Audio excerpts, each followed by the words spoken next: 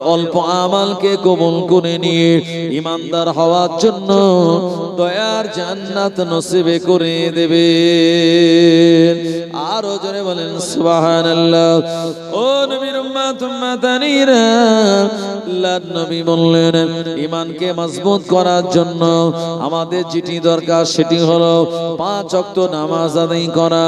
কালেমা আমরা পড়ে নিয়েছি, লা ইলাহা ইল্লাল্লাহ, নেই কোন মাবুদ আল্লাহ ছাড়া, মুহাম্মাদুর রাসূলুল্লাহ, মুহাম্মদ হলেন আল্লাহ তাআলার প্রেরিত পয়গম্বর রাসূল। কালেমা পড়ার পর কালেমার হক হলো নামাজ আদায় করা। আমার ভাইজানেরা, আল্লাহ পাক কোরআন মাজিদে শুনিয়েছেন, ইন্নাস সালাতা তানহা আনিল ফাহশাই ওয়াল মুনকার। যারা নামাজ আদায় করে, নামাজ আমাদের গর্হিতার খারাপ কাজ থেকে দূরে রাখে। ও আমার ভাইজানেরা, যদি আপনি নামাজি হন, আপনার আমার ভিতর থেকে সমস্ত খারাপি গুলি দূর হয়ে যাবে। শুধু তাই নয়, নামাজ আদায় করলে আল্লাহ পাক আপনাকে মুমিনের খাতায় নাম লিখে দেবেন। আল্লাহ পাক শুনিয়েছেন, আর যারা মুমিন হয়, ওয়ালা তাহিনু ওয়ালা তাহজানু ওয়া আনতুমুল আলাউনা ইন কুনতুম মুমিনিন। যারা প্রকৃত মুমিন হয়, তাদের কোনো চিন্তা নাই, তাদের কোনো পেরেশানি নাই। ও আনতুমুল আলাউনা, আমার আল্লাহ তাদের বিজয় দান করে দেন। এবং মুমিন সর্বদা এমন করে আমার আল্লাহ রাব্বুল আলামিনের উপরে তারা ভরসা রাখে। ও জওয়ানেরা, যুবকেরা, নবীর উম্মতেরা, প্রকৃত মুমিন হলে পরে কিয়ামতের মহাময়দানে আল্লাহর নবীর সুপারিশ শাফাত আমাদের নসিবে হয়ে যাবে। একবার মহব্বত করে বলেন সুবহানাল্লাহ। নবীজির একজন সাহাবী, হাদিসটা বুখারী শরীফে এসেছে, ওই সাহাবী তিনি একই টাইমে টানা 3টে কাজ পড়লো। আচ্ছা বলুন তো, একই টাইমে যদি 3টে কাজ পড়ে, সেই কাজগুলি আমরা করতে পারবো? একই টাইমে 3টে কাজ। 1 নম্বর কাজ হলো, ওনার বাড়িতে একটা গাধা বাঁধা ছিল, যে গাধার পিঠে মালপত্র বহন করা হয়। ওই গাধাটা সে দড়ি কেটে পালিয়ে গেছে। এক্ষুনি যদি ইমিডিয়েট তাকে না ধরা যায়, কত দূর চলে যাবে আর হয়তো খুঁজে পাওয়া যাবে না। 2 নম্বর কাজ হলো, ওই সাহাবীর বাড়িতে কোনো আটা নেই, জব কলে দেওয়া আছে, কল থেকে জব আনতে হবে, তারপরে সেই আটা দিয়ে রুটি পাকানো সম্ভব হবে, তারপরে খাওয়া যাবে। আর 3 নম্বর কাজ হলো, সাহাবীর খেজুর বাগানে মোটেও পানি নেই, তাই পানি তো আর সব সময় পাওয়া যায় না, নির্ধারিত একটা সময় মেশিনে পানি ওঠে, ওই সময় যেতে হয়। তো এখন যদি না যাই, পরবর্তীতে আর পানি পাওয়া যাবে না। এই সাহাবী চিন্তা করছে, আল্লাহ একই টাইমে 3টে কাজ পড়লো, আর হঠাৎ করে তিনি জুমার দিনে জুমার নামাজের আজানের আওয়াজ শুনতে পেলেন। আল্লাহু আকবার, আল্লাহু আকবার। ও আমার ভাইজানেরা, এ সাহাবী তখন চিন্তা করতে লাগলেন, ও রব্বুল আলামিন, আল্লাহ একদিনে একই সময় আমার 3টে কাজ, অপরদিকে জুমার নামাজের আহ্বান। আল্লাহ পাক শুনিয়েছেন, ইয়া আইয়ুহাল্লাযীনা আমানু, হে বিশ্বাসী ঈমানদারেরা, ইজা নুদিয়া লিস-সালাত, ইজা মানে যখন, নুদিয়া মানে আহ্বান করা হবে, ইলাস সালাত মানে নামাজের দিকে, এ সময় তোমরা কি করবে? ফাসআউ ইলা যিকিরিল্লাহ, আল্লাহ তাআলা জিকিরের দিকে ধাবিত হবে। ওয়াজারুল বাই, আর এ সময় তোমরা বেচাকেনা বন্ধ করবে। যদি তোমরা এটা বোঝো, যালিকুম খায়রুল লাকুম ইন কুনতুম তা'লামুন, যদি তোমরা এটা বোঝো, এটা তোমাদের জন্য ভালো হবে। ও আমার ভাইজানেরা, জুমার আজানের আওয়াজ শুনে ওই সাহাবী ওই কাজগুলি না করতে গিয়ে আমার আল্লাহর নামাজের জন্য জুমার দিন মসজিদে চলে গেলেন। নবীজি বললেন জুমার দিনে যারা আগে আগে মসজিদে যাবে আমার আল্লাহ পাক তার নামায় আমালে একটা উট কোরবানির সওয়াব দিয়ে দেবে। যে ব্যক্তি তার পরে যাবে আমার আল্লাহ ওই ব্যক্তির নামায় আমালে একটা গরু কোরবানির সওয়াব দিয়ে দেবে। যে ব্যক্তি তারও পরে যাবে একটা বকরি কোরবানির সওয়াব পেয়ে যাবে। ইমাম যখন খুতবা দেওয়ার জন্য মেম্বারে দাঁড়িয়ে যায় এই সময় যারা মসজিদে প্রবেশ করে ও আমার ভাইজানেরা অতিরিক্ত কোনো সওয়াব পাওয়া যায় না। কিন্তু আমরা জুমার দিন অনেকে আছে আগে আগে যাই, আবার আমাদের অনেকে আছে জুমার দিন যত আমাদের কাজ। জি, এমন সময় মসজিদে গেল জুমার দিন, তখন ইমাম খুতবা দিচ্ছে, আরে তখন একটা পিলিয়ার বা দেওয়াল দেখে একটু ভালো করে হেলান দিয়ে বসেছে যাতে ঘুমানো যায়। ইমাম খুতবা দিচ্ছে দেখ আমি একটু মাঝখানে ঘুমিয়ে নেই, ঘুম হয়ে গেল। এরপরে পাশের মুসল্লি বলছে ভাই ওঠো এক্ষুনি নামাজ শুরু হবে। তাড়াতাড়ি উঠলো ভাই, উঠে চিন্তা করছে যে আমি তো বেশ ভালোই ঘুমিয়ে নিলাম, এখন এই অবস্থায় উজু করতে যাব, মান সম্মানের ব্যাপার, যা হয় হোক নামাজটা পড়ে নেই। ওই অবস্থায় আমার ভাইজানেরা বশিরাত আল্লামা লিখেছেন বিনা মানে হেলান না দিয়ে কেউ যদি ঘুমায়, সোজা হয়ে যদি কোনো কিছুতে হেলান না দিয়ে ঘুমায় তার উজুটা নষ্ট হবে না, আর যদি হেলান দিয়ে ঘুমায় অজু আর থাকবে না। এই চিন্তা করছিল আল্লাহ আমি এখন ওযু করতে যাব, মান সম্মানের ব্যাপার, যা হয় হোক। আমার ভাইজানেরা ওই সময় সে কিন্তু নামাজ আদায় করে নিল। নামাজ তো হলো না, উপরন্তু বিনা ওযুতে নামাজ পড়ার কারণে তার কাবিরা গুনাহ হলো। এরকম মুসলমান আপনাদের এলাকায় নেই ভাই, কিন্তু আমাদের দিকে আছে, তাই একটু বললাম আপনাদের। জুমার দিন এই এলাকায় কেউ ঘুমায় না। আমার ভাইজানেরা, জওয়ানেরা, যুবকেরা, আল্লাহর নবী সাহাবী আর জুমার নামাজের জন্য তিনি চলে গেলেন। ও নবীর উম্মত উম্মতানিরা, জুমার নামাজ তিনি আদায় করলেন। জুমার নামাজ আদায় করে আর তিনি ঘরে এসেছেন। আমার ভাইজানেরা, ঘরে আসার পর দেখতে পেলেন ওই সাহাবীর বিবি রান্নাঘরে তিনি রুটি পাকান। জোরে বলেন। সাহাবী অবাক, এই আটা তো সে কলে দেওয়া ছিল, আমি আনবো তারপরে তো রুটি তৈরি হবে, তো আমি গেলাম নামাজে, রুটি এই আটা কলে আর তুমি রুটি পাকাচ্ছ, এই আটা কি করে আসলো?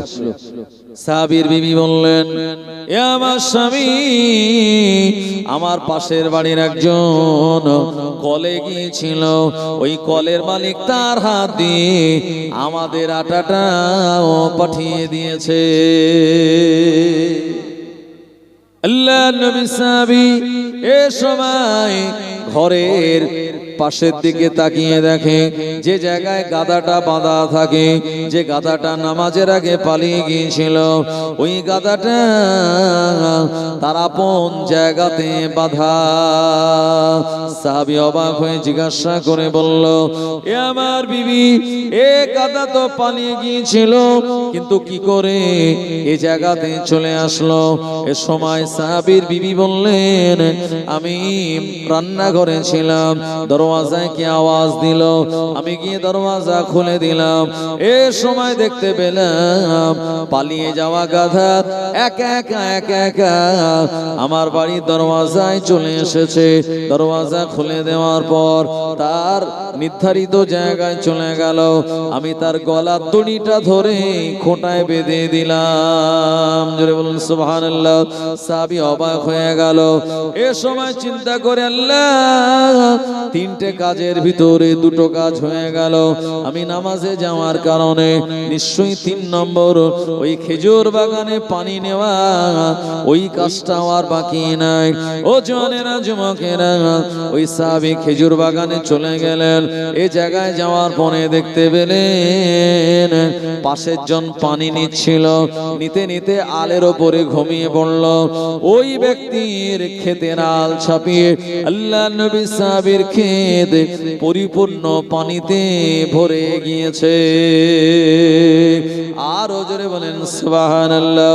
এই সাহাবী দেরি না করে আল্লাহ রাব্বুল আলামিনের দরবারে সিজদা দিয়ে বলেছিলেন, ও রাব্বুল আলামিন আল্লাহ, আমি আপনার নামাজে গেলাম আর আপনার নামাজে যাওয়ার কারণে আল্লাহ পাক আমার তিনটি সমস্যার আপনি সমাধান করে দিলেন।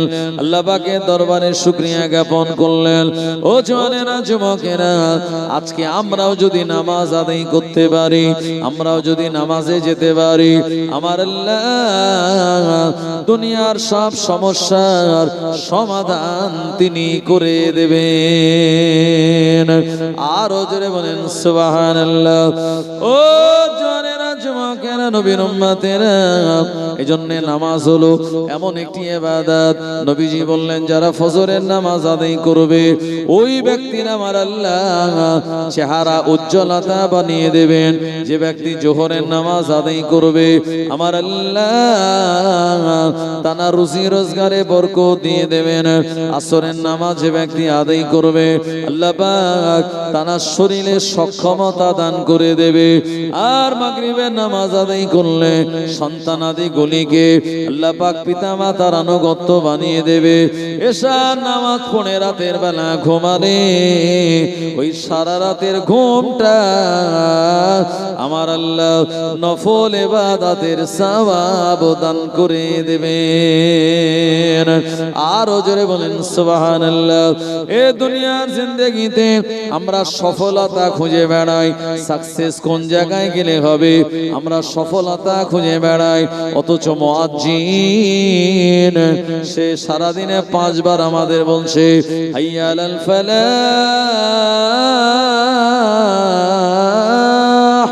এসো সফলতার দিকে, এসো কল্যাণের দিকে।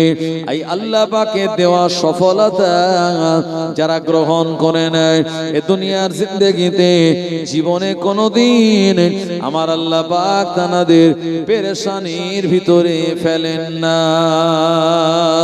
আরো জোরে বলেন সুবহানাল্লাহ। কিন্তু আমরা অনেকে আছি আল্লাহর নামাজ আদায় করি না, অনেকে আছে নামাজ আদায় করবে বলে নিয়াত করেছে, বয়স হলে পড়বে, যুবক বয়সে এখন নামাজ সে পড়তে চায় না। ও জওয়ানেরা, যুবকেরা, মনে রাখুন আমার আল্লাহ পাক ডাক দিলে আমাদের দুনিয়ার জমিন থেকে বিদায় নিয়ে চলে যেতে হবে। আব্বা মা ভাই বোন সন্তানাদি বিবি এরা কেউ হবে না, নিজের আমল নামা নিয়ে আমরা নিজেরাই কবরে চলে যাব। এইজন্য কবি বলেছেন চিন্তা করে দেখো না কবরে কি যাইবে না, চিন্তা করে দেখো না কবরে কি যাইবে না, যেই কবরে আল্লাহ ছাড়া সঙ্গী কেহ থাকবে না,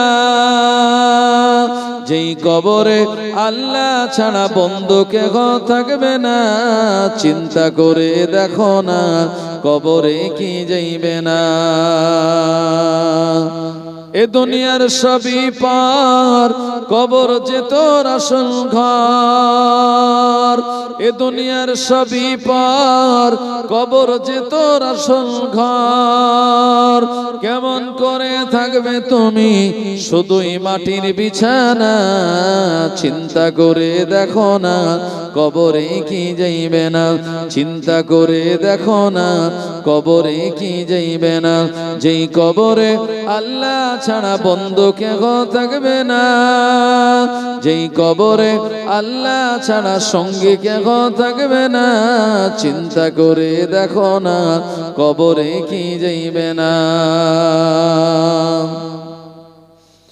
আজান কানে শুনিয়া কেমনে থাকো ঘুমায়া, আজান কানে শুনিয়া কেমনে থাকো ঘুমায়া, কবরের আযাবের কথা একটু স্মরণ করো না, চিন্তা করে দেখো না কবরে কি যাইবে না, যেই কবরে আল্লাহ ছাড়া বন্ধু কেহ থাকবে না, যেই কবরে আল্লাহ ছাড়া সঙ্গী কেহ থাকবে না, চিন্তা করে দেখো না কবরে কি যাইবে না। কথা ঠিক কিনা বাবু? দিন যায় রাত আসে, কমিতেছে হায়াত, চিন্তা করে দেখো সবে সামনে মওত। হাসি খুশি রং তামাশা ছাড়িয়ে এখন করো সবে আল্লাহ আল্লাহ, থাকিতে জীবন। আমার ভাইজানেরা, একজন লোককে একটা বাঘ তাড়া দিয়েছে। লোকটা বাঘের আক্রমণ থেকে বাঁচার জন্য প্রাণপণ দৌড়াচ্ছিল। দৌড়াতে দৌড়াতে একটা কুয়া দেখতে পেল ভাই। সেই কুয়ার মধ্যে লোকটা লাফ দিল। এখন লাফ দেওয়ার সময় দেখলো যে কুয়া থেকে পানি তোলার জন্য ওই পালতি রশি এগুলো কুয়ায় সেট করা আছে। লোকটা লাফ দিয়ে কুয়ার নিচে না পড়ে ওই পালতি রশি যেটা দিয়ে পানি তোলা হয়, রশিটা খুব মজবুত করে ধরে ফেলেছে। ধরে লোকটা ঝুলছে। এখন উপরের দিকে তাকিয়ে দেখে বাঘ তাকে ধরার জন্য বারবার মানে আওয়াজ করছে, আর লোকটা দড়িতে ঝুলছে। আর নিচের দিকে তাকিয়ে দেখে সর্বনাশ, কুয়ার নিচেই তো পানি নেই, আছে সব সাপ বিচ্ছু পোকামাকড়। এখন এই দুটো বিপদ লোকটার। হঠাৎ করে ওই ওপরের দিকে তাকিয়ে দেখছে যে দড়িটা ধরে ঝুলছে, ওই দড়িটা একটা সাদা ইঁদুর আর একটা কালো ইঁদুর, এরা দুজন মিলে দড়িটা কি করছে, কেটে দিচ্ছে। তাহলে কটা বিপদ ভাই? তিনটে বিপদ। আমার ভাইজানেরা, এখন এই তিন বিপদের মাঝখানে লোকটা হঠাৎ করে ওই কুয়ার দেওয়ালে দেখলো একটা সুন্দর মৌচাক, সেখান থেকে টপ টপ করে মধু পড়ছে। আর ওই মধুটা পান করার জন্য যখন ওই চাকের নিচে হাত বাড়িয়েছে, তো হাতে তার মধু এসেছে। তো মধুটা যেই পান করে নিয়েছে, তার মাথা থেকে এই যে তিনটি বিপদ এটা সব ভ্যানিশ হয়ে গেছে, এটা সে সঙ্গে সঙ্গে ভুলে গেছে। এখন এটা বললাম আপনাদের, এটা মাজাজি মানে রূপক, হাকিকাত আসলটা শুনুন। যে বাঘ তাকে তাড়া দিয়েছিল এটা হলো তার মৃত্যু, আর যে কুয়ার নিচে সাপ বিচ্ছু ছিল এটি হলো কবরের আযাব, আর যে দড়িটা ধরে ঝুলছিল এটা হলো 50, 60, 70, 80 বছরের জিন্দেগির রশি, হায়াতের রশি। এটা সাদা ইঁদুর হলো দিন, কালো ইঁদুর হলো রাত। রাত দিন যত চলে যাচ্ছে আমাদের হায়াতের রশিটা দুর্বল হচ্ছে না শক্ত হচ্ছে? দুর্বল হয়ে যাচ্ছে। আর যে মধুটা সে পান করলো এটা হলো দুনিয়ার নারী, গাড়ি, বাড়ি, সোনা দানা, টাকা পয়সা, আরামায়েশ। এই দুনিয়ার এই টাকা পয়সা, নারী, গাড়ি, বাড়ি, মোবাইল এসব পেয়ে মরণের কথা, কবরের কথা, হায়াত শেষ হয়ে যাচ্ছে, সবের কথা আমাদের মাথা থেকে সব ভ্যানিশ হয়ে গেছে। কথা ঠিক কিনা? আমার ভাইজানেরা, ও জওয়ানেরা, যুবকেরা, মরতে যদি হয় ফুরফুরা শরীফের মুজাদ্দিদু জামানের মতো মরণ, মরতে যদি হয় বসিরাট আল্লামা হুজুরের মতো মরণ, মরতে যদি হয় এমন করে আর আল্লাহর ওলি খাজা গরিবে নওয়াজ আজমিরি সানজারি রহমাতুল্লাহ আলাইহির মতো মরণ আমাদের হবে, আমরা কেউ বাঁচতে পারবো না। আল্লাহ পাক শুনিয়েছেন, ইয়া ইবাদিয়াল্লাযীনা আমানু ইন্না আরদি ওয়াসিয়াতুন ফাইয়া ফা'বুদুন কুল্লু নাফসিন যায়িকাতুল মাউত সুম্মা ইলাইনা তুরজাউন। আল্লাহ পাক শুনিয়ে বললেন, হে বিশ্বাসী ইমানদারেরা, ইন্না আরদি ওয়াসিয়াতুন, আমার এই পৃথিবীটা প্রশস্তময় পৃথিবী, ফাইয়া ফা'বুদুন, সুতরাং তোমরা আমার ইবাদত করো। কুল্লু নাফসিন যায়িকাতুল মাউত, প্রতিটা ব্যক্তি মৃত্যুর স্বাদ গ্রহণ করবে, মৃত্যুর স্বাদ তারা চাখবে। আর সুম্মা ইলাইনা তুরজাউন, এবং আল্লাহ পাকের কাছে আমাদের সবাইকেই ফিরে যাওয়া লাগবে। ও জওয়ানেরা, যুবকেরা, মরতে যদি হয় ইমাম বুখারী হুজুরের মতো মরণ, আমার আল্লাহর নেক বান্দা ছিলেন তানারা দুনিয়া থেকে বিদায় নেওয়ার পর মানুষেরা তানাদের কথা ভুলে যান নাই। আর আল্লাহ পাক কোরআন মাজিদে আরো শুনিয়েছেন, ইয়া আইয়ুহাল্লাযীনা আমানুত্তাকুল্লাহা হাক্কা তুকাতিহি ওয়া লা তামুতুন্না ইল্লা ওয়া আনতুম মুসলিমুন। হে বিশ্বাসী ইমানদারেরা, ইত্তাকুল্লাহ, তোমরা আল্লাহকে ভয় করো, ওয়ালা তামুতুন্না, আর তোমরা মরো না, ইল্লা ওয়া আনতুম মুসলিমুন, যতক্ষণ পর্যন্ত পাক্কা মুসলমান হতে না পারবে। ও আমার ভাইজানেরা, দুনিয়া জমিন থেকে মুজাদ্দিদুজ্জামান ইন্তেকাল করার আগে আল্লাহ পাকের দরবারে তিনি দোয়া করে বলেছিলেন, ও রব্বুল আলামিন, আল্লাহ আপনি আমায় লম্বা হায়াত দিয়েছেন। ফুরফুরা শরীফের মুজাদ্দিদুজ্জামান তিনি কম বেশি 90 থেকে 92 বছর লম্বা হায়াত পেয়েছিলেন। ফুরফুরা শরীফের মুজাদ্দিদুজ্জামান আল্লাহ তাআলার কাছে দোয়া করেছিলেন, ও আমার আল্লাহ আপনি আমায় জুমার দিন ইন্তেকাল দেবেন। আল্লাহ পাক মুজাদ্দিদুজ্জামানের দোয়াকে কবুল করেছিলেন। বাংলা 1345 সালে আর চৈত্র মাসের 3 তারিখে জুমার দিন ফজরের নামাজের আগে ফুরফুরা শরীফের মুজাদ্দিদুজ্জামান ইমানি হালাতে দুনিয়ার জমিন থেকে বিদায় নিয়েছিলেন। ও আমার মুরব্বিয়ান চাচাজি গণেরা, আপনাদের এলাকায় অসংখ্য আল্লাহর নেক বান্দারা ছিলেন, জানাদের ভিতর অন্যতম হলো এই বসিরহাটে আর একজনের মাজার আছে, যিনি হলেন শাহ আলী রহমাতুল্লাহ আলাইহি। তার নাম আপনারা শুনেছেন নিশ্চয়ই, শাহ আলী রহমাতুল্লাহ আলাইহি মস্ত বড় আল্লাহর ওলি ছিলেন। আমার ভাইজানেরা, আমরা বাইক সাইকেল করে চড়ে বেড়াই, আর হুজুর বাইক সাইকেল চড়তেন না।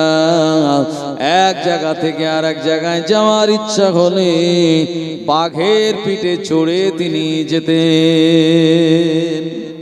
জোরে হবে না সুবহানাল্লাহ? বাঘের পিঠে চড়ে যেতেন। ভাই, চিড়িয়াখানায় বাঘগুলো সব বাঁধা আছে, শীতকালে অনেকে চিড়িয়াখানায় এই বাঘ দেখতে যায়, আর ওই বাঘের খাঁচায় যদি কোনো মানুষ পড়ে তো বাঘ ভাববে যাক আজকে একটু ভালো করে নাস্তা করা যাবে। জি, বাঘ আমাদের ছেড়ে দেবে। মাঝে মাঝে সুন্দরবনেই তো লোকজন বেড়াতে যায় এই শীতকালে, আর নৌকার দিকে তাদের আক্রমণ করার জন্য আসে। অনেকে তো বলে যারা সুন্দরবন এলাকায় একটা বিধবা পাড়া আছে, তাদের কারোর স্বামী নেই, কেন বললো সব ওই কাঁকড়া চিংড়ি মাছ ধরতে গিয়ে সব বাঘের পেটে চলে গেছে তারা। আমার ভাইজানেরা, সেই বাঘ, এই বাঘের পিঠে চড়ে আল্লাহর ওলি তিনি বেড়াতেন। এলাকায় যখন যেতেন লোকজন ভয়ে পালাতো। হুজুর বলতেন, এ বাবা পালিও না, এই বাঘ তোমাদের কোনো ক্ষতি করবে না। আল্লাহ পাক এই বাঘটাকে আমার বাহন করে দিয়েছে, এই বাঘ আমাকে বহন করে চলছে, এই বাঘ তোমাদের কোনো ক্ষতি করবে না। একবার জোরে বলেন, এত বড় আল্লাহর ওলি তিনি।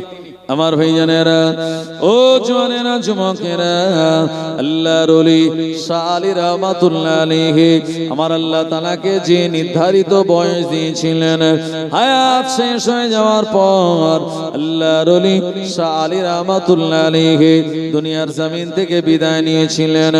ও জওয়ানেরা, যুবকেরা, এলাকার মানুষেরা গোসল দিয়ে আর জানাজা নামাজ আদায় করিয়ে হুজুরকে দাফন করে দিয়েছিলেন, কিন্তু না না না, ওই বাঘ হুজুরকে ছেড়ে চলে যায় না। আল্লাহর ওলির মাজারের পাশে দাঁড়িয়ে দাঁড়িয়ে বাঘটা কাঁদে। এলাকার মানুষেরা পানি দেয়, খাদ্য দেয়, বাঘ পানিও খায় না, খাদ্য খায় না। হুজুরের মাজারের দিকে, কবরের দিকে তাকিয়ে তাকিয়ে কাঁদে। মানুষেরা বুঝতে পারলো, দেখো জঙ্গলের বাঘ আল্লাহর ওলিকে কতটা ভালোবেসে ফেলেছে। আমার ভাইজানেরা, এ বাঘ পানি খেলো না, খাদ্য খেলো না, খাদ্য পানি না খেতে পেয়ে শরীরটা জরাজীর্ণ হয়ে গেল, দুর্বল হয়ে গেল। 1 থেকে 1.5 মাস পর এই বাঘ দুনিয়ার জমিন থেকে সেও বিদায় নিল। এলাকার মানুষেরা ওই বাঘের পায়ে দড়ি দিয়ে ভাগাড়ে ফেলে দেয় না। এলাকার মানুষেরা তাকে গোসল দিয়ে কাফন পরিয়ে, আমার ভাইজানেরা, আল্লাহর ওলি শাহ আলী রহমাতুল্লাহ আলাইহির মাজারের পাশে বাঘটাকেও কবর দিয়ে দিয়েছিল। যারা বলেন সুবহানাল্লাহ। আজও যদি আপনি শাহ আলী রহমাতুল্লাহ আলাইহির মাজারটা জিয়ারত করতে যান, পাশে কিন্তু বাঘের কবরটাও দেখা যাবে। আছে না নাই? দেখেছেন আপনারা? কে কে দেখেছেন একটু হাত তোলেন তো। ও মাশাআল্লাহ, অনেকেই দেখেছে মাশাআল্লাহ, আবার অনেকে দেখেনি। এটা আপনাদের সৌভাগ্য যে এত বড় আল্লাহর ওলি, আর আল্লাহর ওলি যারা হয় তারা ভাই মরে না। আল্লাহর ওলি যারা হয় তারা মরে না। তানাদের মাজার জিয়ারাত করবেন, রুহানি দোয়া পাওয়া যায়। আল্লাহ পাক শুনিয়েছেন, আলা ইন্না আউলিয়া আল্লাহি লা খাউফুন আলাইহিম ওয়ালা হুম ইয়াহজানুন। নিশ্চিত যারা আল্লাহর ওলি হয়, লা খাউফুন তানাদের কোনো ভয় নাই, ওয়ালা হুম ইয়াহজানুন এবং জীবনে কোনোদিন তানারা চিন্তিত হন না। জোরে হবে না? আল্লাহর ওলি আরেকজন আছে, আপনারা জানেন, এই যে হাড়োয়া একজন আল্লাহর ওলি আছেন। তবে দুঃখের সঙ্গে বলতে হয়, ওখানে আল্লাহর ওলির মাজার, আবার কত মানুষ ওখানে গিয়ে শিরিক করে। হ্যাঁ, আগরবাতি দেয়, ধূপবাতি দেয়, চাদর চড়ায়। এগুলি হারাম, এগুলি নাজায়েজ। বশিরার আল্লামা কিতাব লিখে গিয়েছেন যে কবরে তোমরা যাবে, আল্লাহর ওলিদের মাজারে গিয়ে তোমরা সালাম দেবে, আসসালামু আলাইকুম ইয়া ওলি আল্লাহ, এমন করে সালাম দিয়ে সেখানে গিয়ে সূরা ফাতিহা, সূরা ইখলাস তেলাওয়াত করে তোমরা আল্লাহ পাকের কাছে হাত তুলবে, কবরবাসীর ওসিলা দিয়ে দোয়া চাইবে। আল্লাহ পাক ওই নেক বান্দার ওসিলায় তোমাদের দোয়াকে কবুল করবেন। আর দেখা যায় এই ওলিয়া উলিয়াদের মাজারে মেয়ে ছেলেদের যাওয়া নিষেধ, অথচ হাড়োয়ায় যাবেন, সেখানে যত মেয়েদের ভিড়। কথা ঠিক কিনা? হ্যাঁ, নানান শিরিকে তারা লিপ্ত। কেউ বা সেজদা দিচ্ছে সেখানে, নাউজুবিল্লাহ, কেউ বা চাদর চড়াচ্ছে, কেউ বা গ্রিলে মাথা ঠুকছে। যে এগুলি হলো হারাম, এগুলি শিরক। বশিরাত আল্লামা দাদা হুজুর রাহমাতুল্লাহ আলাইহি এগুলিকে মানা করেছেন। আমার ভাইজানেরা, ও জওয়ানেরা, যুবকেরা, আল্লাহর ওলি আব্বাস আলী রাহমাতুল্লাহ আলাইহি হাড়োয়া এলাকায় যখন আসলেন, ওই এলাকায় একজন বাদশা ছিল, যার নাম হলো রাজা চন্দ্রকেতু। নাম শুনেছেন? এই রাজা বলেছিল, এ ফকির সাহেব, না না না, আমার এলাকায় থাকা যাবে না, এখান থেকে চলে যাওয়া লাগবে, এলাকা আমার।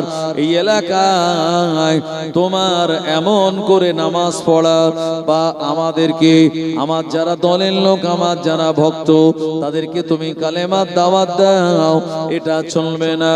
আল্লাহর ওলি আব্বাস আলী রাহমাতুল্লাহ আলাইহি বলেছিলেন, এ রাজা, শুনে রাখো, জামিন আল্লাহর, আমি আল্লাহর বান্দা, আমি আল্লাহর দ্বীনের কথা বলি, আমি তোমার হুমকি ধমকি দে এই এলাকা ছেড়ে যাব না। ও নবীর উম্মত উম্মতানিরা, এ সময় রাজা চন্দ্রকেতু প্রচন্ড রেগে গেল। আল্লাহর ওলির সঙ্গে নানান কথাবার্তা বলতে লাগলো। আল্লাহর ওলি বলেছিলেন, এ জামিন আল্লাহর, আল্লাহ পাক শুনিয়েছেন কোরআন মাজিদে, ইন্না রাব্বাকুমুল্লাহুল্লাযী খালাকাস সামাওয়াতি ওয়াল আরদা ফি সিত্তাতি আইয়াম, নিশ্চয়ই আমি আল্লাহ এই আসমান জমিনকে 6 দিনে বানিয়েছি। ফি সিত্তাতি আইয়াম সুম্মা ইসতাওয়া আলাল আরশ, তারপরে আমি আমার আরশের উপরে সমাসীন হয়েছি। এ জমিন আল্লাহর, এ আসমান আল্লাহর, আমি আল্লাহর বান্দা, আল্লাহ দিনের দাওয়াত দেব, আমি তোমার কথা মানি না। ও আমার ভাইজানেরা, রাজা চন্দ্রকেতু প্রচন্ড রেগে গেল বটে, কিন্তু আল্লাহর ওলির সঙ্গে পেরে উঠল না। জোরে বলেন সুবহানাল্লাহ। ও নবীর উম্মত উম্মতানিরা, আল্লাহর ওলি যারা হয়, আমার আল্লাহ তানাদের জন্য আসমান থেকে গায়েবী মদদ দিয়ে সাহায্য করেন। আসমান থেকে আমার আল্লাহর গায়েবী মদদ, সাহায্য তাদের উপরে চলে আসে। ওই ওলিয়া উলিয়াদের সঙ্গে যারা দুশ্মনী করে, আল্লাহর নবী শুনিয়ে দিলেন, তারা যেন আল্লাহ পাকের সঙ্গে লড়াই করার জন্য প্রস্তুতি নেয়। আল্লাহ পাক বললেন, এ দুনিয়া জমিনে আমার কোনো বন্ধু নাই। আমার আল্লাহ বললেন, আমি 4 শ্রেণীর সঙ্গে বন্ধুত্ব করেছি। 1 নম্বর মিনান নাবিয়্যিন, নবীদের সঙ্গে আল্লাহ তাআলার বন্ধুত্ব, ভালোবাসা।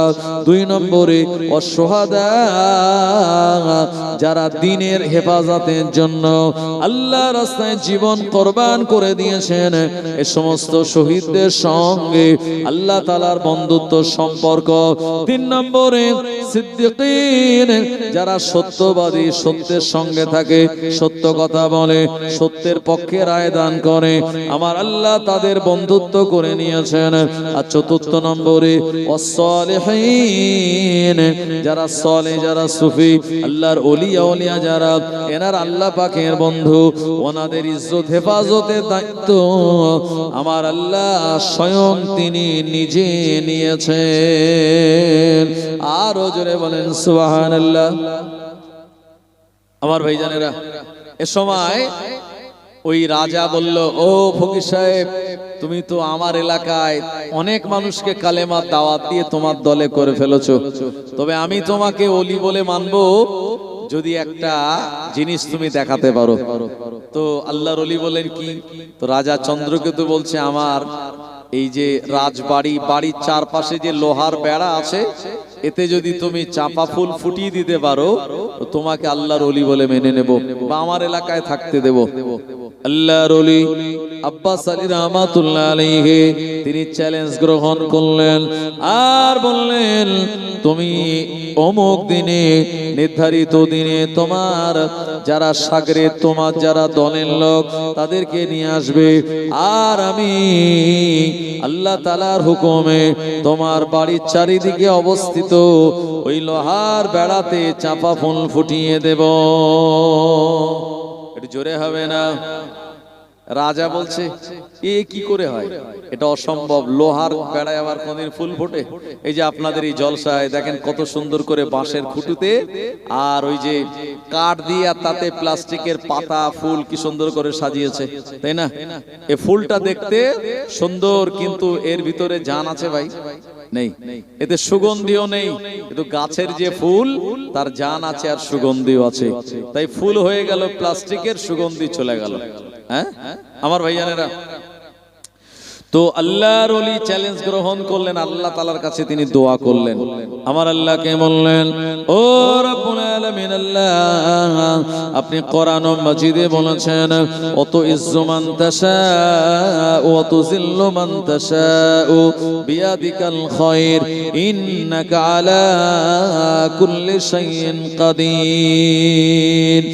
ও রব্বুল আলামিন, আল্লাহ আপনি যাকে ইচ্ছা তাকে সম্মান দেন, আবার যাকে ইচ্ছা তাকে বেইজ্জতি করে দেন, সব ক্ষমতার মালিক আল্লাহ আপনি। আল্লাহ পাক আপনি আমার দোয়াকে কবুল করুন।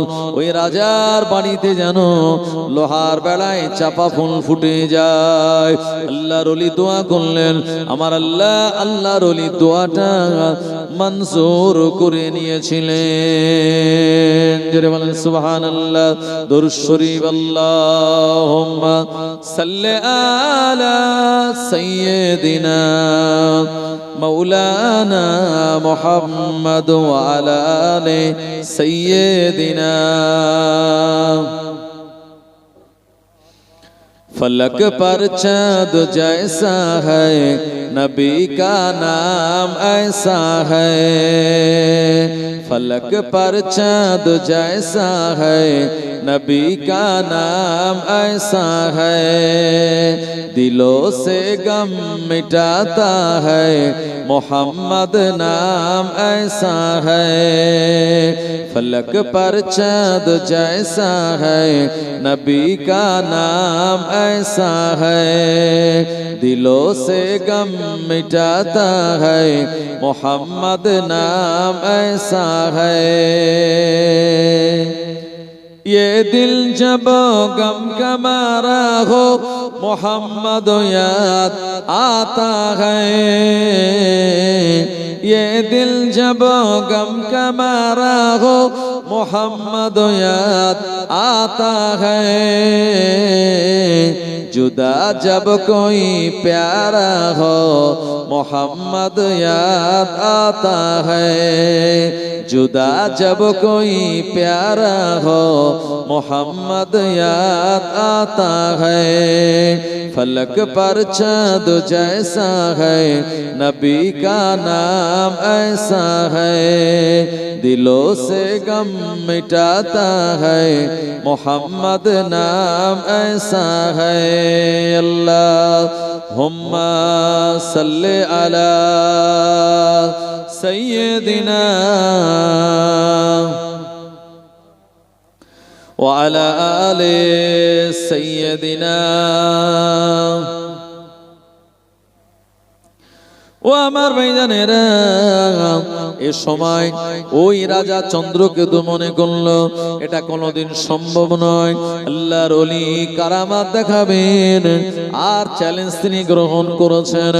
এদিকে রাজা চন্দ্রকেতু তার দলের লোক যারা ছিল তাদের সবাইকে ডেকে এনে বলল, দেখ দেখ এই ফকির সাহেবটা নাকি আমার ঘরের চারিদিকে অবস্থিত এই লোহার বেড়ায় চাপা ফুল ফুটিয়ে দেবে। রাজা মোটেই বিশ্বাস করলো না, জনগণকে হাজির করিয়ে দিল। আর রাজা চিন্তা করলো মনে মনে, যদিও এটা কোনোদিন করে দেখাতে পারবে না, তখন আমি আমার মানুষদেরকে, আমার সাপোর্টের লোকদেরকে বলবো এই ফকির সাহেবটাকে আমাদের এলাকা থেকে তাড়িয়ে দে, একে আর রাখা যাবে না। আল্লাহর ওলিকে ভণ্ড বলে তে স্বীকৃতি দেবে। ও আমার ভাইজানেরা, আল্লাহর ওলি আব্বাস আলী রাহমাতুল্লাহ আলাইহি 2 রাকাত নামাজ আদায় করলেন। এরপরে আল্লাহ পাকের দরবারে তিনি দোয়া চাইলেন। সবাই রাজার বেড়ার দিকে তাকিয়ে রয়েছে। এ সময় দেখা গেল আল্লাহ তাআলার অপার কুদরতি ক্ষমতায় ওই লোহার বেড়ায় আমার আল্লাহ চাপা ফুল ফুটিয়ে দিয়েছিলেন। আরো জনে বলেন সুবহানাল্লাহ। এ সময় রাজা নিজের গায়ে চিমটিকে কাটছে আর চিন্তা করে এটা সত্য না স্বপ্ন। না না না, এটা তো স্বপ্ন নয়, এ তো একেবারে সত্য। আমার ভাইজানেরা, এ সময় রাজা মশাইয়ের অনেক জানা সাগরেদ ছিল। আল্লাহর ওলির এমন জ্বলন্ত কারামাত দেখে অনেকে তারা আল্লাহর ওলির হাতে হাত দিয়ে ঈমানের কালেমা পড়ে নিল। আশহাদু আল্লা ইলাহা ইল্লাল্লাহু ওয়া আশহাদু আন্না মুহাম্মাদান আবদুহু ওয়া রাসূলুহু। কিন্তু না না না, রাজা চন্দ্রকেতু আল্লাহর ওলিকে জাদুকর বলে দিল। আল্লাহর ওলি আব্বাস আলী রাহমাতুল্লাহ আলাইহি কলিজায় আঘাত লাগলো। এ সময় জালালি মেজাজে তাকালো। আমার ভাইজানেরা, ওই রাজার বাড়ির দিকে জালালি মেজাজে তাকানোর কারণে ওই রাজা চন্দ্রকেতুর পুরো বাড়িটা আমার আল্লাহ মাটির তলায় ধসিয়ে দিয়েছিলেন। সত্য না মিথ্যা? এই তো চাচাজিকে দেখে এসছে। আমার ভাইজানেরা, ওই জায়গাটার নাম অন্য ছিল। যখন এই বেড়ায় চাপা ফুল ফুটলো সেই দিন থেকে জায়গাটার নাম হয়ে গেল বেড়া চাপা। আমার ভাইজানেরা, তো রাজার সেই বাড়ি আজও কিন্তু ওই রাজার বাড়ির ছাদ বা তার ছাদের ওপরের যে গাঁথনি এগুলো মাটির ওপরে আছে, আর বাদ বাকি পুরো বাড়ি আল্লাহ পাক মাটির তলায় ধসিয়ে দিয়েছিলেন। এই জন্য আল্লাহর ওলিয়া উলিয়াদের সঙ্গে যারা গাদ্দারি করেছে ভাই, তারা কিন্তু দুনিয়াতে সাকসেস হতে পারেনি। তাই আল্লাহর ওলিয়া উলিয়াদের সঙ্গে, হাক্কানি ওলিয়া উলিয়াদের সঙ্গে যদি আমাদের মোহাব্বত থাকে, কিয়ামতের মহাময়দানে তাদের সুপারিশ কিন্তু আমাদের জীবনে কাজে লাগবে। একটু জোরে বলুন না সুবহানাল্লাহ। আমার ভাইজানেরা, ও জওয়ানেরা, যুবকেরা, আমি আপনাদের প্রথমে যে কথা বলেছিলাম, আমার আল্লাহ আমাদের কাউকে জানিয়ে দেয় নাই মরণ আমাদের কবে হবে। এটা আল্লাহ পাক নিজের ইলমের ভিতরে রেখে দিয়েছেন। আল্লাহ পাক এটা তিনি জানিয়ে দেন নাই। নবীজি এতটুকু বলেছেন, ইজা কাযাল্লাহু লিআবদিন আইয়ামুতা বিআরদিন জাআলা লাহু ইলাইহা হাজাতান। আমার আল্লাহ রাব্বুল আলামিন প্রতিটা ব্যক্তির জন্য মরণের জায়গা নির্ধারণ করে রেখে দিয়েছে। মরণের সময় যখন হয়ে যাবে, আল্লাহ পাক আমাদের ওই জায়গায় নিয়ে চলে যাবে। ওই জায়গায় নিয়ে যাওয়ার জন্য আল্লাহ পাক কোনো প্রয়োজন সৃষ্টি করে দেবে। ওখানে যাওয়ার পর আমাদের মরণটা হয়ে যাবে। আপনার কপালে যদি লেখা থাকে মক্কা মদিনায় গিয়ে ইন্তেকাল, ওই জায়গায় গিয়ে আপনার ইন্তেকাল হবে। যদি আপনার কপালে লেখা থাকে জাহাজ ডুবি হয়ে ইন্তেকাল পানিতে, ওখানে আপনাকে নিয়ে যাবে মরণ। যদি আপনার লেখা থাকে এমন করে কোন জায়গায় কোন নার্সিং হসপিটালে ইন্তেকাল, ওই জায়গাতে না যাওয়া পর্যন্ত আমার ভাইজানেরা, আমার আল্লাহ আপনার আমার ইন্তেকাল দেবেন না। একদিকে যেমন হায়াত নির্ধারিত, অপরদিকে মরণের জায়গা ওটাও আল্লাহ পাক আমাদের জন্য নির্ধারণ করে রেখে দিয়েছেন। ও জওয়ানেরা, যুবকেরা, নবীর উম্মতেরা, এজন্য প্রিয় নবী আল্লাহ পাকের কাছে তিনি দোয়া চাইতেন, আল্লাহ পাক আপনি আমাকে গরিবী হালাতে বাঁচান, আল্লাহ পাক আপনি আমায় গরিবী হালাতে মৃত্যু দেবেন। কিয়ামতের দিন আমার গরিব উম্মতদের সঙ্গে আপনি তুলবেন। আমার ভাইজানেরা, কারণ যারা বড় লোক তাদের থেকে গরিব মানুষেরা, নবীজির গরিব উম্মতেরা 500 বছর আগে আল্লাহ দয়া জান্নাতে চলে যাবে। আরো মহব্বত করে বলুন সুবহানাল্লাহ। ও নবীর উম্মত উম্মতানিরা, এজন্য আমার নবী একটি যুদ্ধের ময়দানে তিনি নিজে যান নাই, তানা সাহাবে কেরামদের পাঠিয়েছিলেন। এই 3 জন সাহাবীকে আমার নবী সেনাপতি নিযুক্ত করেছিলেন। একজন সাহাবীর নাম হলো হযরত যায়েদ বিন হারেসা রাদিয়াল্লাহু আনহু, আর একজন সাহাবীর নাম হলো জাফর বিন আবু তালিব রাদিয়াল্লাহু আনহু, আর একজন সাহাবীর নাম হলো আব্দুল্লাহ বিন রাওয়াহা। ও আমার ভাইজানেরা, আল্লাহর নবী বললেন, এ আমার সাহাবীরা, আমি রাসূলুল্লাহ তোমাদেরকে মোতার ময়দানে পাঠিয়ে দেব। আমি তোমাদেরকে সেনাপতি নিযুক্ত করলাম। প্রথম সেনাপতি যায়েদ বিন হারেসা, দ্বিতীয় সেনাপতি জাফর বিন আবু তালিব, তৃতীয় সেনাপতি হলো আব্দুল্লাহ বিন রাওয়াহা। ও আমার ভাইজানেরা, নবীজি বললেন, আমার সাহাবীরা তোমরা যে যার ঘরে চলে যাও। এই জায়গায় যাওয়ার পর পরিবারের সঙ্গে তোমরা বিদায় নিয়ে চলে আসো। যায়েদ বিন হারেসা রাদিয়াল্লাহু আনহু কাঁদতে কাঁদতে বললেন, ইয়া রাসূলুল্লাহ হে, ইয়া হাবিবাল্লাহ, হুজুর আমার পরিবার বলতে অন্য কেউ নেই, আপনি আমার আব্বা, আর আয়েশা রাদিয়াল্লাহু আনহা হলেন আমার আম্মা। আপনি বিদায় দিলেই হবে। এ যায়েদ বিন হারেসা এমন করে নবীজির কাছে অবস্থান করেছিলেন, নবীজির সন্তানের মতো তাকে লালন পালন করেছিলেন। আল্লাহর নবীর পালক পুত্র, এ কারণে তানায় বলা হতো। আল্লাহর নবীর আরেকজন সাহাবী যিনি হযরত আলী রাদিয়াল্লাহু আনহুর আপন ভাই, ওনার নাম হলো জাফর বিন আবু তালিব। আল্লাহর হাবিব বললেন, ও বাবা জাফর, তুমি চলে যাও, পরিবারের সঙ্গে একবার দেখা করে চলে আসো।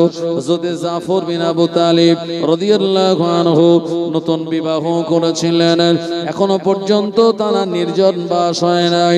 চলে গেলেন আর আপন ঘরে। এখানে গিয়ে দেখতে পেলেন ঘরের ভিতরে তানার বিবি আল্লাহ পাকের পাক কালামুল্লাহ কোরআন মাজিদ তেলাওয়াত করছে। নতুন বিবি কোরআন মাজিদ তেলাওয়াত করছে। জি, আজকে সেই তেলাওয়াত আছে ভাই। আজকে মেয়েরা সব মোবাইল নিয়ে ব্যস্ত, ছোট ছোট বাচ্চারাও এদের মোবাইল হাতে না দিলে তারা ভাত খেতে চায় না, কান্নাকাটি করছে, মোবাইল হাতে ধরিয়ে দেন, ব্যাস এদের কান্নাকাটি বাহানা সব ঠান্ডা। আর আপনি আমি কি বুঝি মোবাইলে, আমাদের থেকে বাচ্চারা ভালো বোঝে বর্তমানে, কথা ঠিক কিনা ভাই? এই মোবাইল একদিকে যেমন উপকার করেছে, আর একদিকে মোবাইল আসার কারণে আমাদের অনেক কিছু মোবাইল খেয়ে নিয়েছে ভাই।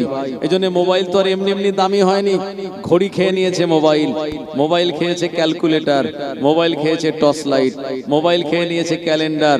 আমার ভাইজানেরা, মোবাইল খেয়ে নিয়েছে অসংখ্য বইপত্র, যার কারণে এই মোবাইল এত ভ্যালু হয়েছে, এত দাম হয়েছে তার।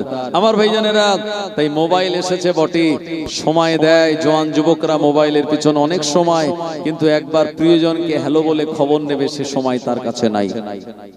আল্লাহ নবী সাহাবী জাফর বিন আবু তালিব রাদিয়াল্লাহু আনহু এ সময় বিবিকে সালাম দিলেন, এ আমার বিবি।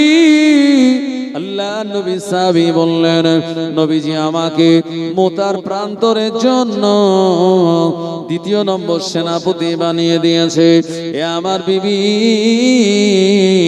আমি বিদায় নিতে এসেছি, তুমি আমায় বিদায় দাও। এ সময় জাফর বিন আবু তালিব রাদিয়াল্লাহু আনহুর বিবি বলেন, ও আমার স্বামী, আপনার সঙ্গে আমার নতুন বিবাহ হলো, এখনো মনের কোনো কথা আপনায় বলতে পারি না, আর আপনি আপনার মনের কথা এখনো বলতে পারেন নাই। এমন সময় আপনি জিহাদের ময়দানে চলে যাচ্ছেন। জাফর বিন আবু তালিব বললেন, এ আমার বিবি, কেঁদো না, আল্লাহ পাক যদি আমায় গাজী করে দেয়, আবার তোমার সঙ্গে আমার মোলাকাত হয়ে যাবে, আর মওতার ময়দানে যদি আমার ইন্তেকাল হয়ে যায়, আমি শহীদ হয়ে যাই, আমার আল্লাহ দয়া জান্নাতে তোমার সঙ্গে আমার বাসর ঘর হয়ে যাবে। কি ইমানের জজবা, ইমানের তাকওয়া ছিল তানাদের। আমার ভাইজানেরা, ও নবীর উম্মতেরা, স্ত্রী বলেছিলেন, স্বামী গো একবার ঘরে আসুন, আপনাকে একটু সোহাগ দেই, আপনার সঙ্গে একটু আদর মহাব্বত করে নেই। আপনি চলে যাচ্ছেন জীবনের মতো জিহাদের ময়দানে। এ সময় জাফর বিন আবু তালিব রাদিয়াল্লাহু আনহু বললেন, এ আমার বিবি, না না না, মুতার ময়দানে 2 লক্ষ রোমান সৈন্যদের বিরুদ্ধে লড়াই করা লাগবে, ওরা চলে আসছে, যুদ্ধের দামামা বেজে গেল। এখন আমি ঘরে গেলে, তোমার সঙ্গে কথা বলতে গেলে অনেকটা সময় আমার পেরিয়ে যাবে। এ কারণে আল্লাহ পাক যদি দেখা করায়, ফিরে এসে আর যদি আমি শহীদ হই, আল্লাহ দয়া জান্নাতে তোমার সঙ্গে আমার মোলাকাত হয়ে যাবে। এ কথা বলে জাফর বিন আবু তালিব রাদিয়াল্লাহু আনহু বিদায় নিয়ে নবীজির কাছে এসে উপস্থিত হয়ে গেলেন। ও নবীর উম্মত-উম্মাতানিরা, আল্লাহর নবী সাহাবী হযরত আব্দুল্লাহ বিন রাওয়াহা রাদিয়াল্লাহু আনহু, উনি চলে গেলেন ওনার ঘরে, ওনার বিবির কাছ থেকে বিদায় নিলেন। এ আমার বিবি, বিদায় দাও, আল্লাহর নবী আমাকে মুতার ময়দানে 3 নম্বর সেনাপতি বানিয়ে দিয়েছে। এ সময় আব্দুল্লাহ বিন রাওয়াহা রাদিয়াল্লাহু আনহু ওনার সন্তানদের কাছে গিয়ে বললেন, এ আমার সন্তানেরা, আমি চলে যাচ্ছি জনমের মতো, নবীজি আমায় সেনাপতি বানিয়েছে, মানে আর হয়তো তোমাদের সঙ্গে আমার দেখা হবে না। বাচ্চাগুলিকে জড়িয়ে ধরে আদর মহাব্বত আর সোহাগ দেন। ও আমার ভাইজানেরা, বাচ্চাগুলি কাঁদে। এ সময় আব্দুল্লাহ বিন রাওয়াহা রাদিয়াল্লাহু আনহু বাচ্চাদের দিকে না তাকিয়ে আল্লাহর নবীর বাড়ির দিকে রওনা হয়ে যায়, মদিনার মসজিদের দিকে রওনা হয়ে যায়। বাচ্চাগুলি আব্বা আব্বা বলে ডাক দেয়। সাহাবী একবারও ফিরে তাকালেন না।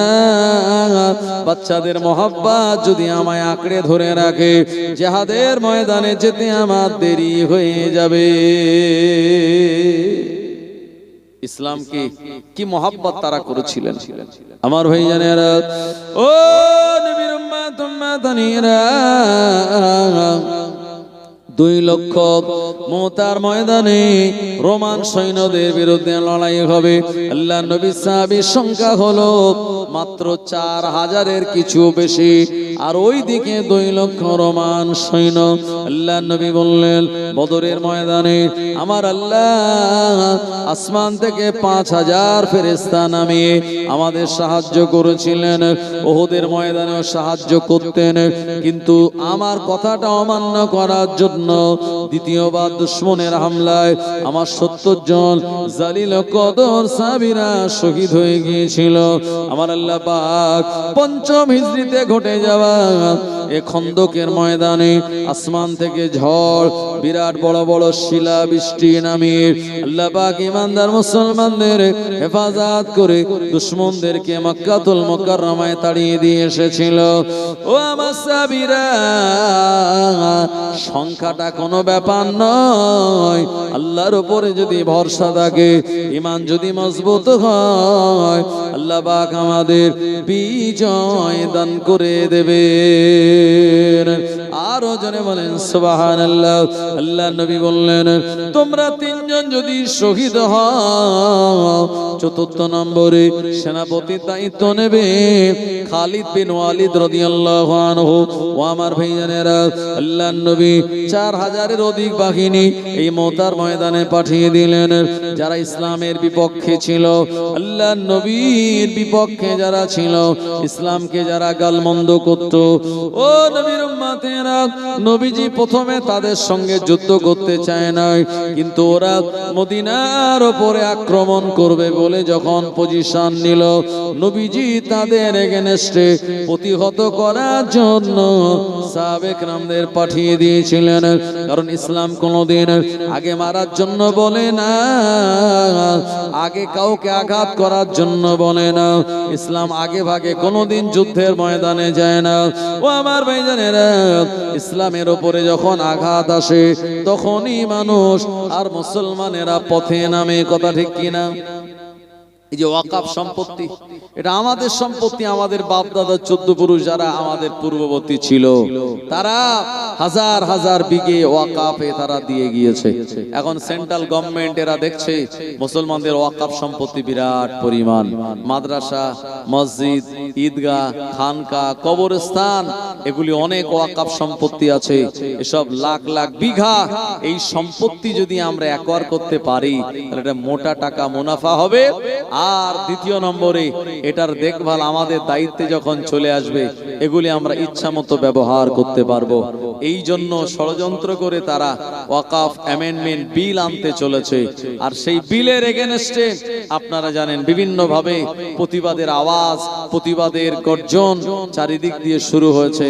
আমরা বলেছি এই সম্পত্তি ছিল আমাদের বাপদাদা 14 পুরুষ, আমাদের পূর্বপুরুষেরা দিয়ে গিয়েছিল, হাজী মোহাম্মদ মহসিনের মতো মানুষেরা। আর তাদের সম্পত্তি তোমরা নিয়ে নেবে, আমরা জীবন থাকতে এটা কোনোদিন ছেড়ে দিতে পারি না। এজন্য দেখুন, আমরা কিন্তু প্রথমে পথে নামতে চাইনি, কিন্তু তারা আমাদের পথে নামতে কি বাধ্য করেছে, কি করেনি? আমার ভাইজানেরা, আপনি যদি বলেন ও ওয়াকাফ সম্পত্তি নিচ্ছে নিক, ও নিয়ে বেশি মাথা ব্যথা করার দরকার নাই। মনে রাখুন, আজকে যদি ওয়াকাফ নেয়, আগামীকাল হঠাৎ করে এসে আপনার বাড়িটাও বলবে ছেড়ে দাও, এটা সরকার নিয়ে নিয়েছে। বলতে পারে কি পারে না? হ্যাঁ, এই জন্য আমাদের প্রথম থেকেই এই ওয়াকাফ বিলের বিরুদ্ধে আন্দোলন করে এই বিলটাকে আমাদের আটকে দেওয়া ঈমানি দায়িত্ব। আর যদি আপনি দায়িত্ব না নেন, তাহলে অবস্থাটা কেমন হবে জানেন? এখন এক বাড়িতে একটা ইঁদুর বাস করত, আর বাস করত আর একটা মুরগি, বাস করত একটা পায়রা আর একটা ছাগল। এখন যে বাড়িতে ইঁদুর ভাই, এ বাড়িতে জ্বালাতন আসে না নাই? বস্তা কেটে দেয়, জামা কাপড় কেটে দেয়, ধান খেয়ে নেয়, নানান রকম সমস্যা। তো বাড়িওয়ালা কি করেছে, ওই ইঁদুরটাকে ধরার জন্য একটা কল কিনে এনেছে। কল মানে দুই দিকে আপনার কাঁটা আছে, মাঝখানে খাদ্য দিলে ওখানে ইঁদুর যেই যাবে আর দুদিক দিয়ে তাকে চাপ দিয়ে ইঁদুরটাকে পাকড়াও করে ফেলবে। আমার ভাইজানেরা, তো ইঁদুর যখন দেখলো যে বাড়িওয়ালা আমার জন্য আমার ধরার একটা কল কিনে এনেছে, তো ওই বাড়িতে যে পায়রা ছিল, পায়রাকে বলল, ভাই তুমি একটুখানি আমায় হেল্প করো, বাড়িওয়ালা আমায় ধরবে। তো পায়রা বলল, আরে তোমার ধরবে তো আমার কি, আমি তো এই বাড়িতেই থাকি, সুতরাং আমি তোমার পাশে দাঁড়াতে পারবো না। পায়রা হেল্প করলো না। এরপর ইঁদুর গেল মুরগির কাছে, এ মুরগি ভাই শোনো, তুমি মানে যে বাড়িতে থাকো, যার বাড়ি দানা পানি খাও, আমিও সেই বাড়িওয়ালার দানা পানি খাই, অথচ বাড়িওয়ালা তোমায় না ধরে আমার ধরার জন্য একটা কল কিনে এনেছে। তো মুরগি, তুমি আমায় একটু হেল্প করো। তো মুরগি চিন্তা করে বলছে, আরে তোমার ধরবে তো আমার কি, এতে আমার কিছু যায় আসে না, সুতরাং আমি তোমায় হেল্প করতে পারবো না। ইঁদুর তখন ছাগলের কাছে গেছে, আরে ছাগল, এই যে আমার ধরার জন্য বাড়িওয়ালা একটা কল কিনে এনেছে, তুমি আমায় একটুখানি হেল্প করবে? তো ছাগল চিন্তা ভাবনা করে বলল, তোমার ধরবে আমার কি, আমি এতে হেল্প করতে পারবো না। এখন রাতের বেলা ওই ইঁদুর ধরার জন্য বাড়িওয়ালা কলটাকে ভালো করে মাঝখানে খাদ্য দিয়ে আর রাতের বেলা অন্ধকার একটা জায়গায় পেতে রেখেছে, আর ইঁদুর পড়লে কাট করে আওয়াজ হবে। তো বাড়িওয়ালার স্ত্রী তখনও ঘুমায়নি, এই সময় দেখলো অন্ধকার রাতের বেলা ঘরের এক কোণে কাট করে আওয়াজ হয়েছে। তো স্ত্রী, বাড়িওয়ালার স্ত্রী ভাবছে তাহলে মনে হয় ইঁদুর পড়েছে। এখন অন্ধকারে ওই কলের ওখানে হাত দিতে গিয়ে হঠাৎ করে এক ছোবল মেরে দিয়েছে। আসলে ইঁদুর পড়েনি, পড়েছে একটা সাপ। আর যে বাড়ি ইঁদুর থাকে সে বাড়ির সাপ থাকে কি থাকে না আমার ভাইজানেরা? তো ওই সাপ তার মাঝখানে আটকে গিয়েছিল আর মুখের দিকটা বেরিয়েছিল। বাড়িওয়ালার বিবিকে যে ছোবল দিয়েছে, চিৎকার চেল্লামেল্লির আওয়াজ। এখন লাইট জ্বালিয়ে দেখে সর্বনাশ, ইঁদুর পড়েনি, পড়েছে সাপ। তাড়াতাড়ি হসপিটালে নিয়ে গেছে, চিকিৎসা হয়েছে, অ্যান্টিভেনাম দিয়েছে ডাক্তাররা। তো ডাক্তাররা তাকে ছুটি দিয়েছে একটু সুস্থ যখন হলো। এরপরে ডাক্তাররা বলে দিল যে তাকে একটুখানি পায়রার ঝোল খাওয়াতে হবে, ভিটামিন যুক্ত কিছু। তো বাড়িওয়ালা চিন্তা করছে স্ত্রী ট্রিটমেন্ট করতে গিয়ে অনেক টাকা চলে গেল, তো পায়রা তো বাড়ি আছে, বাড়ির সেই পায়রাটাকে ধরে জবাই করে ঝোল করে বিবিরে খেতে দিয়েছে। ইঁদুর তখন চিন্তা করছে সর্বনাশ, এই পায়রার কাছে আমি হেল্প চেয়েছিলাম, পায়রা যদি সেদিন হেল্প করতো তো পায়রারে আজকে জবাই করে বাড়িওয়ালা বিবি খেয়ে নিত না। এরপরে আমার ভাইজানেরা শুনেছে এলাকার লোকের আত্মীয় স্বজনেরা যে অমুকের স্ত্রীর সাপ কামড়ে দিয়েছিল, হসপিটালে ভর্তি ছিল, বাড়ি এসছে, একটু দেখতে এসছে। তো কুটুম যদি দেখতে আসে ভাই, তো শুধু মুখে ডাল আলু ভর্তা দেওয়া যায়, একটু গোশ মাছের ব্যবস্থা করতে হয়। তো বাড়ি যে মুরগি ছিল ভাই, মুরগিটারে ধরে জবাই করে আর আত্মীয় স্বজনদের খেতে দিয়েছে। তো ইঁদুর তখন চিন্তা করছে এই মুরগির কেউ আমি বলেছিলাম যে আমায় একটু হেল্প করো, মুরগি যদি সেদিন আমায় হেল্প করতো তো আজকে তার হাড়িতে যেতে হতো না। আমার ভাইজানেরা এর কিছুদিন চলে গেল, তারপরে সেই স্ত্রীটা আস্তে আস্তে আরো অসুস্থ হয়ে দুনিয়া থেকে বিদায় নিল। আমার ভাইজানেরা তারপরে সবরেসানি হবে, তো কি করা যাবে, বাড়িওয়ালার টাকাও তো শেষ, বাড়ির যে বকরিটা ছিল ওইটাতে জবাই করে আত্মীয় স্বজন মেহমানদের খাইয়ে, মুসল্লিদের খাইয়ে সবরেসানি করে দিয়েছে। ইঁদুর চিন্তা করছে এই তিনজনের কাছে আমি গিয়েছিলাম, সেদিন যদি এরা আমায় হেল্প করতো তো তিনজনকে আজকে হাড়িতে যেতে হতো না। ইঁদুর তখন বললে এ বাড়ি আর থেকে লাভ নাই, ইঁদুর পালিয়ে চলে গেল। মুসলমান ভাইরা আমার, জওয়ানেরা, যুবকেরা, এই জন্যে যখন বিপদ একজনের ওপরে আসবে আপনি তার পাশে গিয়ে দাঁড়িয়ে যাবেন। পাশের বাড়ি যদি আগুন লাগে, আপনি যদি চুপচাপ কম্বল মুড়ি দিয়ে শুয়ে থাকেন, মনে রাখুন ওই আগুন আপনার বাড়ি আসতে খুব বেশি সময় লাগবে না। তাই ওয়াকাফ বিল নিয়ে তারা টানাটানি করছে, ওয়াকাফ সম্পত্তি নিয়ে টানাটানি করছে। এটা যদি আমরা রুখে দিতে না পারি, আগামী দিনে তারা বড় কিছুতে হাত দেবে, কোনো সন্দেহ নাই। আমার ভাইজানেরা, জওয়ানেরা, যুবকেরা, ও নবীর উম্মতেরা, যে ইসলাম আমরা পেয়েছি এটা এত সহজে নয়। আল্লাহ নবী সাহাবীরা জিহাদের ময়দানে জীবন তানারা কিভাবে কোরবান করেছিলেন। ও জওয়ানেরা, যুবকেরা, মোতার প্রান্তরে নবীজির 4000-এর অধিক সাহাবে کرامগণেরা চলে গেলেন। রোমান সৈন্যরা তারা 2 লক্ষ, আল্লাহর হাবিব দিন দুনিয়ার বাদশা, একেবারে সুন্দর করে যুদ্ধ করার রণকৌশল তিনি বলে দিলেন। ইসলামের পতাকা ছিল হযরতে যায়েদ বিন হারেসা রাদিয়াল্লাহু আনহুর হাতে, এক হাতে তরবারি আর এক হাতে ইসলামের পতাকা। নবীজি বলেছেন কোন যুদ্ধের ময়দানে গিয়ে মানুষকে আগে আঘাত করা যাবে না, এমন করে মহিলাদের উপরে আঘাত করা যাবে না, বাচ্চাদের উপরে আঘাত করা যাবে না, বয়স্ক মুরব্বীদের উপরে আঘাত করা যাবে না। যারা তীর মারবে বা তরবারি মারতে চায় তোমরা ডিফেন্স করবে শুধুমাত্র। ও আমার ভাইজানেরা, হযরতে যায়েদ বিন হারেসা রাদিয়াল্লাহু আনহু প্রথম নম্বর সেনাপতি এই লড়াইয়ের ময়দানে গেলেন। বীর বিক্রমে তিনি লড়াই করলেন। একটা সময় দুশমনদের তরবারির আঘাতে হযরতে যায়েদ বিন হারেসা রাদিয়াল্লাহু আনহু দুনিয়ার জমিন থেকে জনমের মতো শহীদ হয়ে যান। সবাই বলুন ইন্না লিল্লাহি ওয়া ইন্না ইলাইহি রাজিউন। ও আমার ভাইজানেরা, আল্লাহর নবীর আপন চাচাতো ভাই জানার নাম হলো জাফর বিন আবু তালিব রাদিয়াল্লাহু আনহু। এরপরে দ্বিতীয় নম্বরের সেনাপতি, এই ইসলামের পতাকা তিনি উঁচু করে ধরলেন, আর তিনি আর এক হাতে তরবারি নিয়ে দুশমনদের বিরুদ্ধে লড়াই করতে লাগলেন। এই লড়াইয়ের ময়দানে জাফর বিন আবু তালিব রাদিয়াল্লাহু আনহু তার ডান হাতে এক পর্যায়ে একটা দুশমন এসে তরবারি মেরে দিল, ডান হাতটা কেটে গেল, বাম হাতে তরবারিটা ধরে নিলেন। আমার ভাইজানেরা, বাম হাতে আবার তরবারির আঘাত আসলো। হযরত জাফর বিন আবু তালিব রাদিয়াল্লাহু আনহুর বাম হাতটা কেটে গেল। এই কাটা দুটি হাত নিয়ে বুকের সঙ্গে ইসলামের বিজয় পতাকা উঁচু করে ধরে রাখলেন। আমার ভাইজানেরা, এক পর্যায়ে দুশমনেরা তার ডান কাঁধে তরবারি মেরে দিল। ডান কাঁধে তরবারি মেরে দেওয়ার কারণে তিনি হাত দিয়ে, কাটা হাত দিয়ে আর ইসলামের পতাকা ধরে রাখতে পারলেন না। এ সময় তিনি দাঁত দিয়ে কামড়ে ইসলামের পতাকা ধরে রাখলেন। ও নবীর উম্মত উম্মতানিরা, তিনি রক্তক্ষরণ হয়ে যাওয়ার পর আর তিনি দাঁড়িয়ে থাকতে পারলেন না, জমিনে পড়ে গেলেন। তবে ইসলামের পতাকা যেন মাটিতে না পড়ে, এ কারণে শুয়ে শুয়ে দাঁত দিয়ে কামড়ে ইসলামের পতাকা তিনি উঁচু করে ধরে রেখে দিয়েছিলেন। একবার প্রাণ খুলে বলুন সুবহানাল্লাহ। আব্দুল্লাহ বিন রাওয়াহা রাদিয়াল্লাহু আনহু এমন দৃশ্য দেখে আর থাকতে পারলেন না। হুজুর আমার দৌড়ে দৌড়ে ওই জায়গায় চলে গেলেন।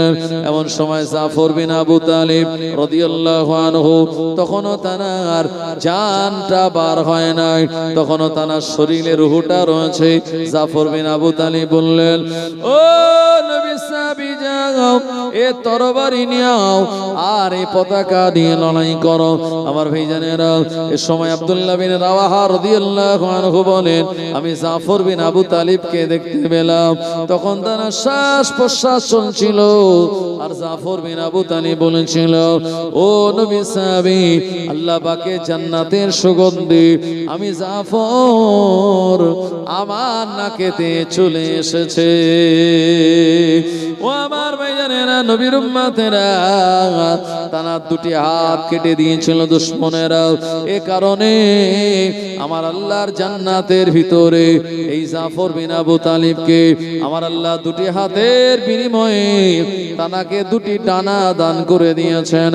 এই জান্নাতের ভিতরে জাফর বিন আবু তালিব রাদিয়াল্লাহু আনহু ওই ডানার উপরে ভর করে জান্নাতে যেখানে ইচ্ছা সেখানে উড়ে উড়ে বেড়াতে পারবেন। নবীজি বলেছেন, জাফর বিন আবু তালিবের লাকাব হলো যুল জানাহাইন, মানে দুই ডানার অধিকারী। আমার ভাইজানেরা, এ সময় জাফর বিন আবু তালিব এক পর্যায়ে মুতার ময়দানে শহীদ হয়ে গেলেন। তৃতীয় নম্বরের সেনাপতি হলো হযরত আব্দুল্লাহ বিন রাওয়াহা রাদিয়াল্লাহু আনহু। তিনি লড়াই করতেছিলেন। আমার ভাইজানেরা, এ সময় দুশমনদের ভিতরে ঢুকে বীর বিক্রমে লড়াই করার এক পর্যায়ে 2 লক্ষ রোমান সৈন্যদের হাতে তিনিও পরাস্ত হলেন। আমার ভাইজানেরা, দুনিয়ার জমিন থেকে তিনিও শহীদ হয়ে যান। সবাই বলুন ইন্না লিল্লাহি ওয়া ইন্না ইলাইহি রাজিউন। ওই যুদ্ধের ময়দানে আল্লাহর নবীর একজন সাহাবী আগে যে ঈমানদার ছিল না, পরবর্তীতে নবীজির হাতে হাত দিয়ে ঈমানের কালমা পড়ে নিয়েছিল। ইনি আর অন্য কেউ নয়, জানার নাম হলো হযরত খালিদ বিন ওয়ালিদ রাদিয়াল্লাহু আনহু। উনি বলেন, আমার হাতে তরবারি দাও। তার কাছে তরবারি দেয়া হলো। এই তরবারি নিয়ে তিনি লড়াই করা শুরু করলেন। আমার ভাইজানেরা, এত বিরাট লড়াই তিনি করেছিলেন। তার প্রথম তরবারিটা ভেঙে যায়, এরপরে দ্বিতীয় নম্বর তরবারি দেওয়া হয়। এই তরবারি দিয়ে লড়াই করেন, তার দ্বিতীয় নম্বর তরবারিটাও ভেঙে যায়। হযরত খালিদ বিন ওয়ালিদ রাদিয়াল্লাহু আনহুর তৃতীয় নম্বর তরবারি দেয়া হলো। ওটা দিয়ে লড়াই করতে করতে একটা সময় তানার তৃতীয় নম্বর তরবারিটাও ভেঙে গেল। কিতাবের নাম হলো আর রাহিকুল মাখতুম, মুসান্নিফের নাম হলো আল্লামা শফিউল্লাহ মুবারকপুরী রাহমাতুল্লাহ আলাইহি। তিনি বর্ণনা করে বললেন, এমন করে রাসূলুল্লাহ সাল্লাল্লাহু আলাইহি ওয়াসাল্লামের সাহাবী জাফর বিন আবু তালিব রাদিয়াল্লাহু আনহু শহীদ হয়ে যাওয়ার পর, আব্দুল্লাহ বিন রাওয়াহা রাদিয়াল্লাহু আনহু শহীদ হয়ে যাওয়ার পর, খালিদ বিন ওয়ালিদ একটা নয় দুটো নয়, তানার হাতে নয়টা তরবারি ভেঙে গিয়েছিল। এই 9টা তরবারি ভেঙে যাওয়ার পর 10 নম্বর যে তরবারি তানার হাতে দেওয়া হয়েছিল, ওই 10 নম্বর তরবারি নিয়ে ইসলামের জন্য, দিনের জন্য লড়াই করতে করতে একটা সময় 2 লক্ষ রোমান সেনাবাহিনীরা এরা ময়দান ছেড়ে পালিয়ে চলে গিয়েছিল। আর খালিদ বিন ওয়ালিদের হাত দিয়ে আমার আল্লাহ ইমানদার মুসলমানদের বিজয় দান করে দিয়েছিলেন। আরো জোরে বলেন সুবহানাল্লাহ। ও নবীর উম্মতেরা, এজন্য ইসলাম হলো এমন একটি ধর্ম যে ধর্মের ভিতরে কোনো জাতিগত বৈষম্য নাই, ধনী গরিবের কোনো পার্থক্য নাই, লম্বা বেটের কোনো পার্থক্য নাই। ও আমার ভাইজানেরা, যারা কালো, যারা পরিষ্কার, যারা লম্বা, যারা বেটে, ও নবীর উম্মতেরা, বড় লোক গরিব আর নেতা সাধারণ জনগণ আল্লাহ তাআলা নামাজ আদায় করার জন্য যখন দাঁড়ায়, একই কাতারে কাঁধে কাঁধ মিলিয়ে সবাই আল্লাহর বান্দা হয়ে আল্লাহর মসজিদে নামাজ আদায় করে। আরো জোরে বলেন সুবহানাল্লাহ।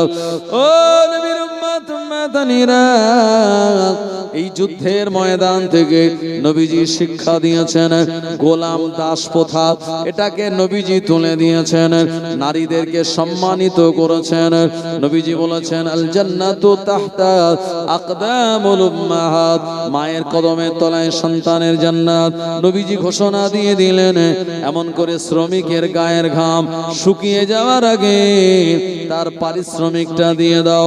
নবীজি বললেন, এতিমদের তোমরা ভালোবাসো, এতিমদের মহব্বত করো, এতিমদের ভালোবাসলে মহব্বত করলে বলে এতিমের মাথার উপরে হাত বোলালে এতিমের মাথায় যত চুল রয়েছে ওই চুল পরিমাণের সওয়াব আমার আল্লাহ ওই বান্দা বান্দির নামায় আমালে দান করে দেবে। আরো জোরে বলেন সুবহানাল্লাহ। ও নবীর উম্মত উম্মতানিরা, ইসলাম একটি সুন্দর এবং পরিপূর্ণ একটি ধর্ম। নবীজি সাহাবীরা জিহাদের ময়দানে জীবন দিয়েছিলেন। নবীজি দান মোবারক শহীদ হয়ে যাওয়ার বিনিময়ে ইসলাম আমরা পেয়েছি। ও আমার ভাইজানেরা, ইসলামকে মহব্বত করুন। ইসলামের আদর্শকে আমরা যদি মেনে চলতে পারি, কিয়ামতের মহাময়দানের পর আমার আল্লাহ আমাদের জন্য রেখে দিয়েছেন দয়ার রহমতের জান্নাত। আরো জনে বলেন সুবহানাল্লাহ। আল্লাহুম্মা সাল্লি আলা সাইয়্যিদিনা ওয়া আলা আলি সাইয়্যিদিনা ইয়া নবী মুহাম্মদ, ইয়া রাসূল মুহাম্মদ, তুমি মোর শাফায়াত, তুমি মোর শাফায়াত। ইয়া নবী মুহাম্মদ, ইয়া রাসূল মুহাম্মদ, তুমি মোর শাফায়াত, তুমি মোর শাফায়াত।